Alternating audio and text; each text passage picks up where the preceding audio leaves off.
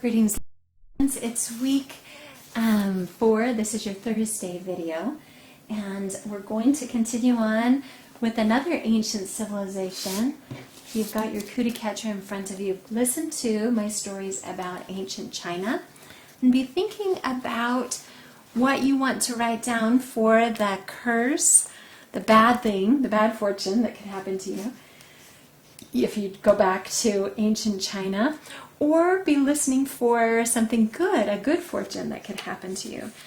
Ancient China, we're going to be reading about, is located also near some rivers. Ancient civilizations were also often settled near rivers. They needed rivers. And they were in the east. They're often called the Far East. And so on your cootie catcher, they will be, you will be using the east side of your cootie catcher for today. Okay? And they were settled along the Yangtze and the Yellow rivers. Okay? Here's the Yangtze River and here's the Yellow River, just so you can see those on my map. Okay?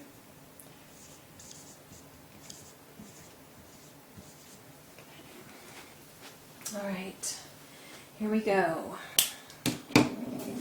The people of China first lived between two rivers called the Yellow River and the Yangtze River. The area between the rivers was called the Yellow River Valley. The earliest people of China settled between these rivers and grew crops, especially rice, because it grows well in wet ground. At first, the Chinese lived in separate villages, just like the people of Mesopotamia. But eventually, a great leader united the different villages of the Yellow River Valley into one kingdom. The leader who united the Chinese villages was named Huang Di. He lived so long ago that we really don't know very much about him, but there are plenty of stories about his rule. Legend says that Huang Di first discovered medicine and taught the Chinese people how to cure illnesses. His wife, the Empress Li Zhu, discovered that silkworms made their cocoons out of silk threads. One day, the Empress Li Zhu sat in her garden beneath the mulberry trees. Outside the palace walls, she could hear the noises of trading caravans, the sound of camel hooves on stone, and the cries of street merchants selling candy, jewelry, and tea. But Li Zhu's walled garden was quiet and peaceful. The breeze moved the leaves of the mulberry trees above her. "Min Lai," she called to her maid, "bring my lunch out here. I will eat in the garden today." Soon Min Lai brought out the Empress's favorite meal: turtle meat with garlic and ginger, candied fruit, rice, and a pot of steaming, fragrant tea. Li Zhu breathed in the rich smell of tea as she poured it into her cup. She lifted the cup to her mouth. Something splashed into it right in front of her nose. She looked down into her cup. There, floating in the hot water, was something small and round and white. She glanced up into the branches of the mulberry tree. Hundreds of little white cocoons were dangling just over her head, the cocoons of silkworms. Inside the cocoons, the silkworms were changing into moss. Soon they would chew through the cocoons and fly away. "Look, Min Lai," she said, "a silkworm cocoon fell right into my tea." "Let me get you a fresh cup, Empress Li Zhu," the maid offered. "Wait," Li Zhu said. She carefully lifted the cocoon out of her cup. It seemed to be made from a thin, bright thread, wrapped 100,000 times around the silkworm inside, and the hot water had begun to unravel it. Li Zhu pulled gently at the end of the thread and drew it out longer and longer and longer. She rose from her seat and walked through the garden, trailing the thread behind her. It was so long that she circled the garden with it 12 times. The thread was so light that it floated on the wind, and it shone in the sun like melting silver. "If only I could weave this into a cloth," Li Zhu marveled. "What a robe I could make for my husband, the emperor." "But it is too thin to weave," Min Lai said. "Pick me another cocoon, Min Lai," the empress said, "and we will unravel another thread." All afternoon, the empress and her maid unraveled the fine, shining threads from the silkworm cocoons. They twisted the threads together until they were as thick as a thread of cotton, and then the empress called to her dressmaker. "Can you weave a cloth from these threads?" she asked. "I have never seen threads like these," the dressmaker explained. "They are as fine as hairs, but as soft as the petal of a flower." She took the threads away and wove them into a cloth that shone like water in the sunshine. And from that cloth, Li Zhu made a robe for her husband, the emperor. When he saw it, he gasped with wonder. "From now on," he said, "we will call this silk." The secret of making this wonderful cloth must never leave the palace. Only the royal family can know the treasures yielded by the silkworm cocoons. And from then on, Li Zhu and her court made the wonderful cloth called silk. They fed the silkworms on trays of mulberry leaves, waited until the worms wove their cocoons, and then carefully unraveled the cocoons for the precious threads of silk. Soon China became famous for its silk, the cloth that no one else in the world knew how to make. I don't know about you. I don't know if that's like, silk is nice, right? Did you know that that's where it came from? Silkworms, the poor moths, like really? They got all ready to make their cocoon and you just unravel it again? That's not very fair. So students, under the E, if you would write China or the Chinese, and maybe this is our good fortune, okay? You get to wear wormy cloth. We don't have to say it like that. You get to wear silk PJs to bed. Hopefully they won't fly away from you, okay? I have one more story to share that's going to tell you a little bit more about some of the negative aspects of Chinese life. Many people who lived in ancient China were farmers. They raised animals like pigs, chickens, and cows. They grew grain, just like people in Egypt and in Mesopotamia. But the people of China grew a kind of grain that the Egyptians and the Mesopotamians couldn't grow, rice. Rice will only grow when the ground is very wet for most of the year. The ground in Egypt and Mesopotamia were too dry for rice. But near the Yellow River in China, a whole field stayed wet for months, and rice could grow there. Qin was 7 years old. He lived in ancient China with his father, a rice farmer, his mother, his grandfather, and his little sister. One spring morning, Qin woke up before sunrise. The room where he slept with the rest of his family was still dark. But Qin was too excited to go back to sleep. This morning he would go with his father to work in the rice fields for the very first time. He hoped that it wouldn't rain, but he couldn't see out past the stiff paper that covered the windows. Qin got up and tiptoed out of the room, past where his parents, his grandfather, and his little sister lay sleeping on their pallets on the floor. He opened the door as quietly as he could. From his front steps he could hear the roar of the Yellow River. The river was fuller than usual because of the spring rains, and it was so noisy that the people in Qin's little village could hear it a mile away. Qin looked up. The sky was just beginning to turn a beautiful clear pink, and a spring breeze was blowing. It was going to be a beautiful day.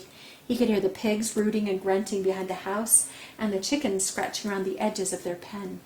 Qin fed the 3 pigs and the 4 chickens every morning. He decided that he would feed them right away before his father got up, and then all his chores would be finished. After he fed the animals, Qin washed his hands, combed his hair, and dressed. He picked up his sleeping mat and put it outside to air, and then he knelt down beside his father's pallet and whispered, "Father, are you awake? Are you well this morning? Can I bring you water or food?" Qin did this every morning. It was his duty as the oldest son to make sure that his father had everything that he needed. Qin's father opened his eyes and laughed. "Are you ready to go to work already?" he said. "Can we go right now?" Qin asked eagerly. "Wait until I've had my rice and tea," Qin's father said, getting up. Qin waited impatiently by the door. His mother was grinding rice into flour, and she would make the flour into little sweet cakes for dinner. Qin's baby sister played on the floor with her favorite rag doll. Finally, Qin's father finished his breakfast, and he led Qin down the hill towards the river where the rice field stood. Weeks ago, the Yellow River had flooded out over the rice fields. It spread water all over the flat land, deeper than Qin was tall. Then the water began to flow away back into the river, leaving soft, fertile mud from the river's bottom all over the ground. But water still stood ankle deep all over the rice fields. "Do you see these tiny rice plants here in this special bed?" Qin's father asked. "Today I will be moving them out into the field so that they can grow larger. And your job will be to pull weeds out of the field while I plant." Qin rolled up his legs of his pants and waded out into the water. The water was ice cold. At first his feet hurt from the cold, and then they started to go numb. He had to put his hands down into the water to pull weeds, and his fingers were stiff with cold, but he kept working. He could see his father planting rice seedlings up ahead of him. His father never stopped working. Qin was determined to work as hard as his father. The sun rose higher and higher, and Qin's back and head grew warm in the sunshine, but his fingers and his feet ached with cold. Finally, his father called him back to the dry land. "You've worked like a man this morning," he said. "Let's go back to the house for our midday meal." Qin followed his father back to the house. His back hurt from bending over. His feet were wet and chilly. His hands were covered with cold mud. But but he was proud of the work he had done. Back at the house, his mother had fixed him a special treat, meat, to go along with his rice, and his father poured him a cup of hot steaming tea to warm him. Chin huddled beside the clay stove, listening to his grandfather tell about the great floods of long ago. When I was a boy, his grandfather said, the spring rains came down and down and down day after day until the Yellow River rose up and overflowed its banks. But it didn't just flood our fields. Great rushing floods swirled down our village and swept our houses away, and we were left homeless. Chin shivered, and he hoped that the Yellow River would never flood his home. Okay, so something negative. Does working in the rice fields as a 7-year-old sound like a lot of fun to you? I don't know about you, but I am grateful that I can live today, and my kids just need to go to school when they're 7. So maybe you want to put as your curse, you have to work in the freezing rice fields all day, or your house was flooded by the Yellow River.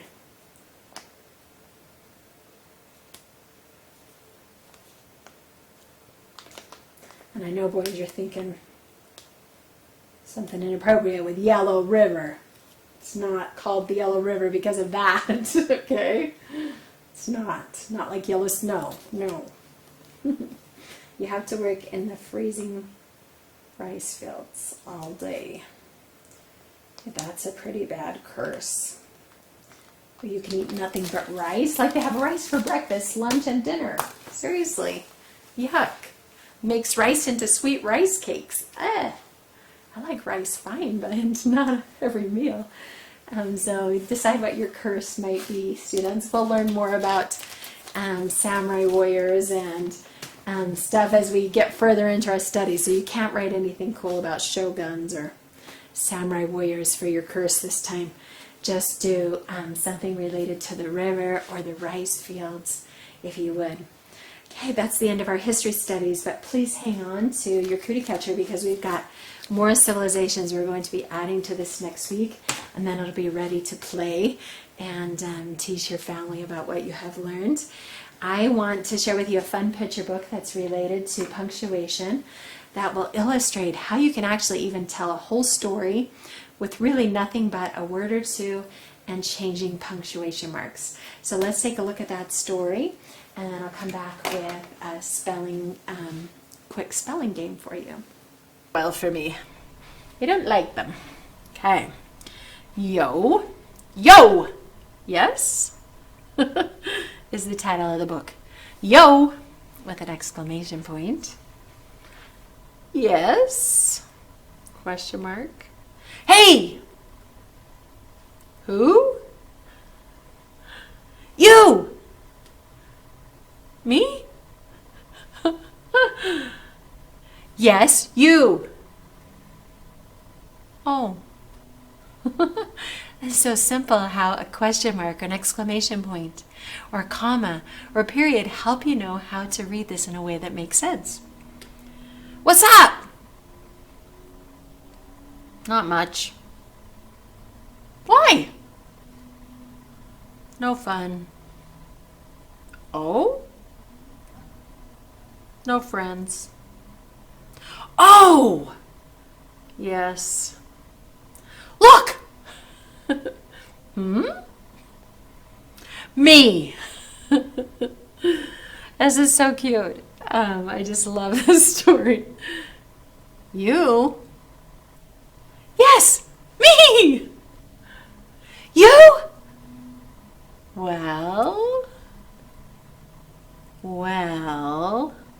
Well, because that's not a question. Well. Yes. Yo. Yes. Yo. And they're together, having fun. So simple story, isn't it, that illustrates the importance of punctuation and how much it helps to tell the story. I'm going to back out just. Okay, students. So that was kind of fun. Hope you've been able to do your action items on your punctuation marks this week, and that you're working on your reading of your autobiography assignment. I'll give you another history research challenge starting next week, but for now you should just be reading according to our reading log in your autobiography. If you're reading I Am Malala, if you're reading Louise Zamperini, Unbroken, or if you're reading an autobiography on your own, you have about 3 weeks to finish that book. So divide your book, the number of pages in your book, by 3 weeks, and that gets you how many pages you need to read a day. And I've got a reading calendar for those of you who are reading Unbroken and I Am Malala, and you can follow along with how many pages you need to read each day in those, students. Hey, if you would number again on a blank piece of paper, I'm going to give you a one-word clue, okay, for each spelling word. Okay, and these are just picture clues.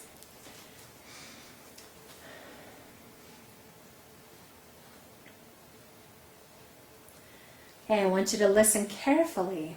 Okay, your first picture clue is rowboat. Okay, or your first clue. Think of a rowboat. And what word would go with rowboat? Okay, I'm trying to trick you a little bit here, students. Okay, in that there are two spelling words that could fit with rowboat, or could fit with boat, should I say, but only one word that can fit with rowboat. So listen to that carefully. Okay. Number 2, military boat. Okay. Now several words again might have to do with boat, but only one word would go with the keyword military. Okay. Military boat. Right, which word that would be. And if you don't know, I'm trying to make it a little bit tricky.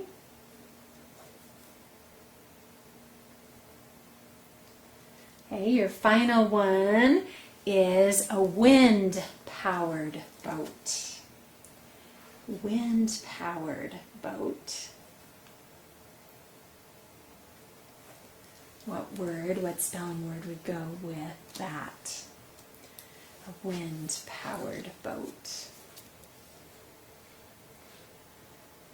And make sure you're spelling each of these words correctly, students.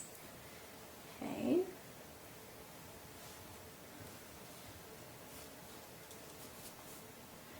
Okay, number 4.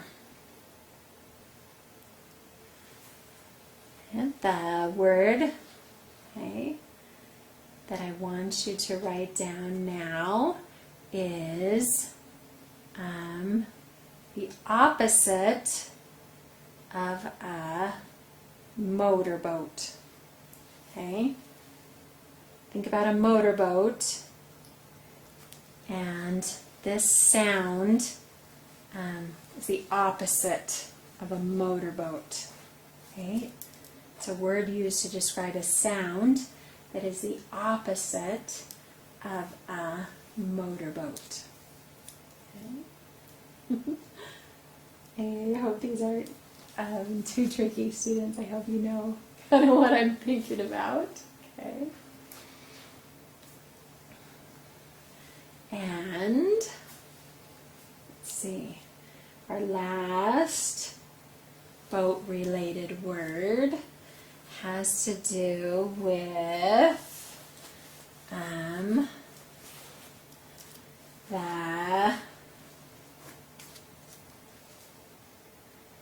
what do I want to say on this one?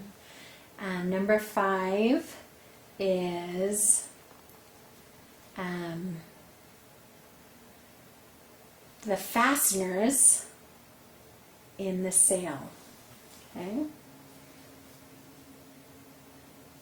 The fasteners in the boat's sail.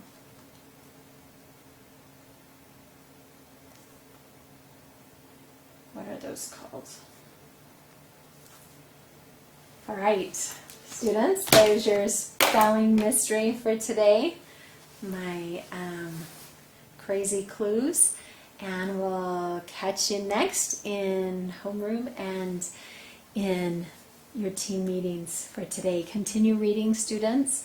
Hang on to your cootie catcher, and we'll catch you next week. Thanks for joining us.